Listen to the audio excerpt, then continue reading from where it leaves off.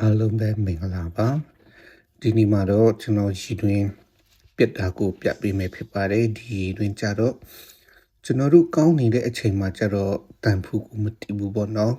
ရေကိုဖွင့်လိုက်ပိတ်လိုက်တုံးလိုက်ပေါ့နော်ရှီမန်းတောင်မတိဘူးဒါပေမဲ့ပြတ်လာတဲ့အခါမှာကြတော့ကျွန်တော်တို့နိုင်ဝက်တနာရီတောင်မှရေမရှိဘဲနဲ့မနေနိုင်တဲ့ဘဝပေါ့နော်ဆိုတော့ဒီရေတွင်းကဖြစ်တဲ့ပြပုံစံကြတော့မော်တာလဲတာကိုတော့ကျွန်တော် feel လုပ်ရတယ်ဒါပေမဲ့ရေကအပေါ်တက်မလာဘူးဆိုတော့ကျွန်တော် pipe ကိုဖြုတ်ကြည့်တယ်ပြီးတော့ဒီ capacitor နဲ့ start ထားရှိတဲ့ဒီ box ကိုလည်းကျွန်တော်အတစ်ထည့်ထားတယ်အဲ့ဒါနဲ့တင်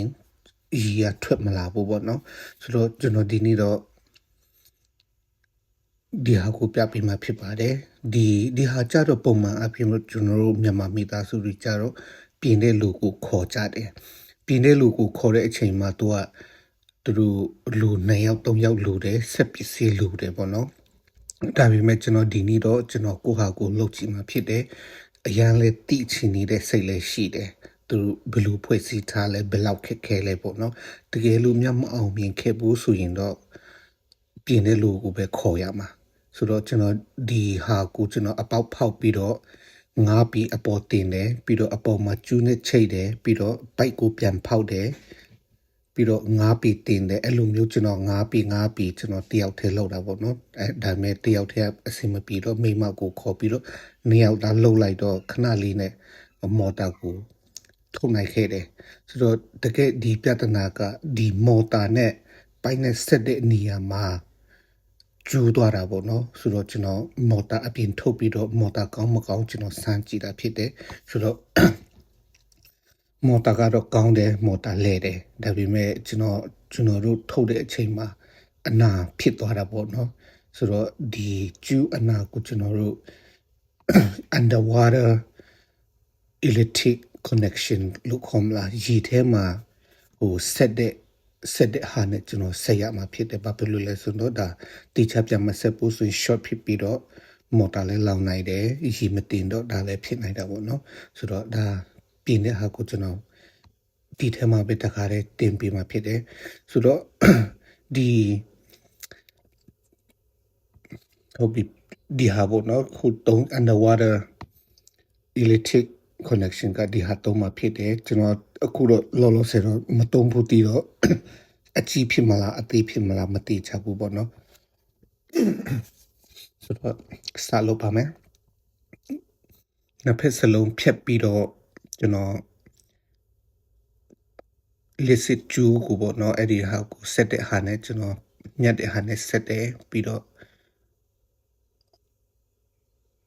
ပထမဆုံးဝါယာကိုဆက်တယ်ပြီးတော့မှအဲ့ဒီအပေါ်ကနေပြီးတော့အဲ့ဒီ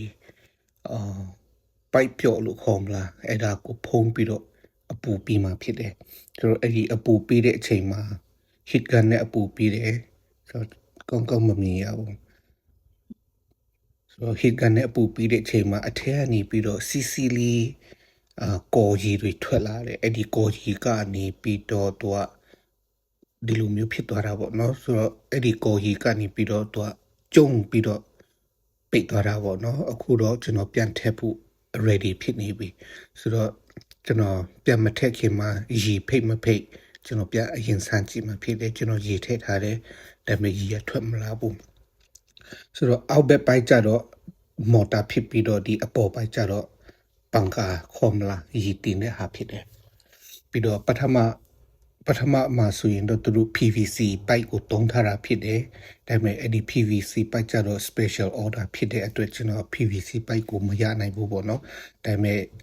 PVC ပိုက်ထက်ပူကောင်းတဲ့ဒီအမဲရောင်ပိုက်လို့ခေါ်မလားဒီရေတွေတွေ့တန်းတဲ့အခါမှာတုံးနေတဲ့အမဲရောင်ပိုက်ပေါ့နော်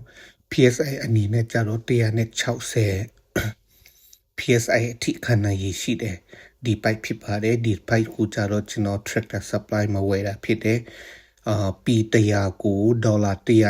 198ကျပ်ပေးရတယ်ပေါ့နော်ဆိုတော့ကျွန်တော်ဒီမော်တာနဲ့ pipe နဲ့ချိတ်ထားတယ် pipe clamp နှစ်ခုနဲ့ hit gun နဲ့အပူပြီးတော့ထည့်ပြီးတော့ bike claim နှစ်ခုနဲ့ပြီးတော့ motor ကိုလည်းကျွန်တော်ကျူးနဲ့ချိတ်ထားတာပေါ့နော်ကျူးနဲ့ချိတ်ထားတာကြတော့တကယ်လို့အကြောင်းကြောင့်ဒီ bike နဲ့motor နဲ့ခုနလိုမျိုးပြက်ခဲ့တဲ့ရှိတော့ပေါ့နော် electric ကျူးနဲ့မဆွဲတင်ပဲနဲ့ဒီကျွန်တော်ချိတ်ထားတဲ့ကျူးနဲ့ဆွဲတင်မှာဖြစ်တယ်ပေါ့နော်အဲ့ဒီအတွက်ကြောင့်ကျွန်တော်တို့ဒီကျူးလိုတာပေါ့နော်ဆိုတော့ကျွန်တော်ပြက်တဲ့ပုံစံဆိုရင်တကယ်လို့ electric ကျူးပါပြက်တယ်ဆိုရင်ကျွန်တော် motor ကိုရည်တွင်ထဲမှာကြံခဲ့မှာဖြစ်တာပေါ့နော်အဲ့လိုမျိုးပြဿနာမဖြစ်အောင်ဒီကျူးနဲ့ကျွန်တော်ချိတ်ထားတာဖြစ်တယ်ဆိုတော့ကျွန်တော်ကျူးနဲ့တီချာကိုချိတ်ထားတယ်ပြီးတော့အခုဆိုရင်ပြန်ထည့်ဖို့ ready ဖြစ်ပြီပေါ့နော်ဆိုတော့ဒီရည်တွင်ရဲ့အနဲ့ကြတော့ကျွန်တော်ဟိုအရင်တော့တင်ခဲ့ဖို့တာကြတော့ปี200ကနေ150လောက်နှက်မယ်လို့ကျွန်တော်ပြောထားတယ်ဒါပေမဲ့တကယ်ဒီရည်တွင်ကိုကျွန်တော်ထုတ်ကြည့်လိုက်တဲ့အခါမှာကြတော့ဒီရည်တွင်ကြတော့ปี80ပဲနဲ့တာဖြစ်တယ်ပေါ့နော် PVC pipe P20 ကို4ခုပေါ့နော်ဆိုတော့ P80 ပဲဖြစ်တယ် PVC pipe ကိုဘာဖြစ်လို့ပြန်မသုံးတာလဲဆိုရင် PVC pipe မှာကျွန်တော်တို့ကော်နဲ့ပဲဆက်လို့မရဘူးပေါ့နော်သူကဒီမော်တာရဲ့အလေးချိန်ပါတဲ့အတွက်ကိုကအရစ်ပါတဲ့ဟာပဲတုံလို့ရတယ်ပေါ့နော်အရစ်ပါတဲ့ဟာမတုံဘူးဆိုရင်ကော်တွေကတနည်းနဲ့ကိုခဲပြီးတော့ပြုတ်သွားမှာအဲ့ဒါကြောင့် PVC pipe မှာအရစ်ပါတဲ့ဟာတုံးချင်းဖြစ်တဲ့ဒါပေမဲ့အခုဒီအမဲရောင်ပိုက်တွေကြတော့အဆက်မပါဘဲနဲ့တစ်ဆက်ထဲကျွန်တော် P80 ကိုကျွန်တော်ချပြီးသွားတာဖြစ်တယ်ဆိုတော့အားလုံးကျွန်တော်လူတလောက်ထည့်ပြီးသွားပြီဆိုတော့အခုအဖုံပိတ်မယ်ပြီးတော့ electric တွေကိုဆက်မယ်ပြီးရင်ကျွန်တော်တို့စမ်းကြည့်တော့မှာဖြစ်တယ်ပေါ့နော်ဆိုတော့ပြန်ထည့်တာကြတော့လွယ်တာပေါ့နော်ဒါချယုံပဲကျူးနဲ့ချိတ်ပြီးတော့ဖြည်းချင်းချယုံပဲဆိုတော့ကျွန်တော်ပိုက်တွေဆက်တယ်ဒီ box ကိုလည်းပြန်တက်တယ်စမ်းကြည့်တော့မယ်ဟုတ်ပြီ